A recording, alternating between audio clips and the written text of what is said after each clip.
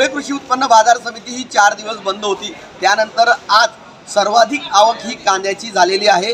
आपल्या सोबत काही शेतकरी आहेत, त्यांच्याशी आपण बातचीत करणार आहोत। नेमका काय भाव भेटला, काय सांगाल नेमकी काय? 8 दिवस आधी माझं निर्यात बंदीच्या आधी माझं कांदा आले होतं, तेच कांदा 3800 रुपये गेले आहे आणि आज तेच कांद्याला 1600 रुपये भाव आहे। म्हणजे आहे ना 1500 तर 1600च्या वरती भाव नाही आहेत, बाजार नाही आहेत आणि शेतकऱ्याचा नाही विचार करत आहे सरकार, खाणाऱ्याचा विचार करत आहे। नक्कीच या ठिकाणी शेतकऱ्यांचा विचार करत नाही। आपण काय सांगाल? सरकारचं जे शेतकऱ्याविरोधी धोरण आहे ते खूप याच्यासाठी फायद्यासाठी नाही शेतकऱ्याच्या। आज जो भाव मला कांद्याला मिळाला तो 4 दिवसापूर्वी निर्यात बंदीच्या वेळी 300 रुपये गेला, या शेतातला भाव आज 1600 रुपयावरती आला।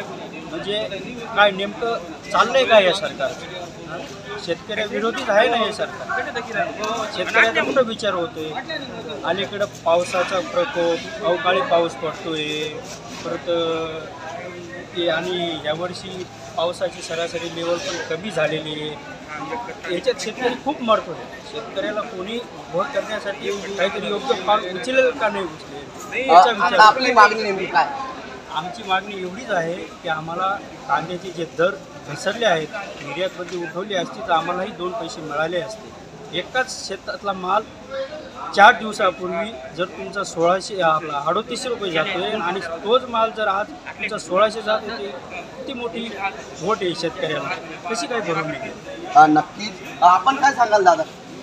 पण तो हेच सांगणार आहे, कारण शेतकऱ्याचे हे मार्केटमध्ये येऊन काही शेतकरी फार नाराज झालेले आहे। कारण 35, 40, 3800 पर्यंत आपला माल गेलेला आहे, परंतु आज आम्हाला 1600 ते 1200, 1100 सुद्धा आज भाव आहे धुळे मार्केटमध्ये। आम्ही इथंच आहे, परंतु आमचं शेतकऱ्यांचा आता माल थोडासा तोंडी घास आला, त्याच्यामुळे हे भाव आणखी कमी झाले। म्हणून हे मागचे दिवस आम्हाला शेतकऱ्याला येणारच आहे, कारण आत्महत्याच करायची पाळी आहे। आता दुसरा आम्हाला काय पर्याय आहे? याच्याशिवाय आम्हाला दुसरा पर्यायच नाही।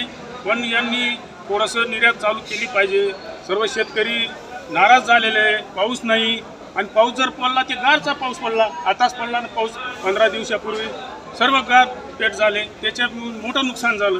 पण ते बी काही कोणालाच काही समजत नाही, फक्त पुढारी आहेत भरपूर आणि शेतकऱ्याकडे कोणाचंच लक्ष नाही आहे। हे असं म्हणजे किती वेळा चालणार आहे आणि कोणी लक्षच देत नाही हो। आपले धुळे जिल्ह्यामध्ये बी पण पुढारी आहेत, पण एकदम गांडू पुढारी आहेत, शेतकऱ्याकडे नाही लक्ष देतात, हे स्वतःचा फायदा करतात।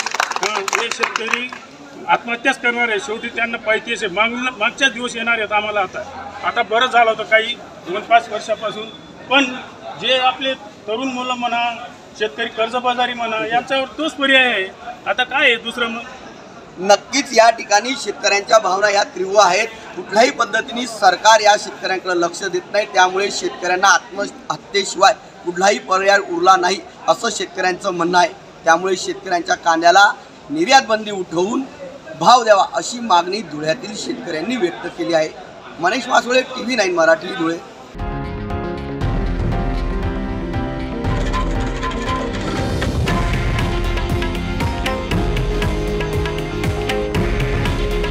हे आहे देशातील नंबर 1 न्यूज नेटवर्क आणि आपण पाहत आहात TV9 मराठी। काळजी तुमची, हित महाराष्ट्राचं।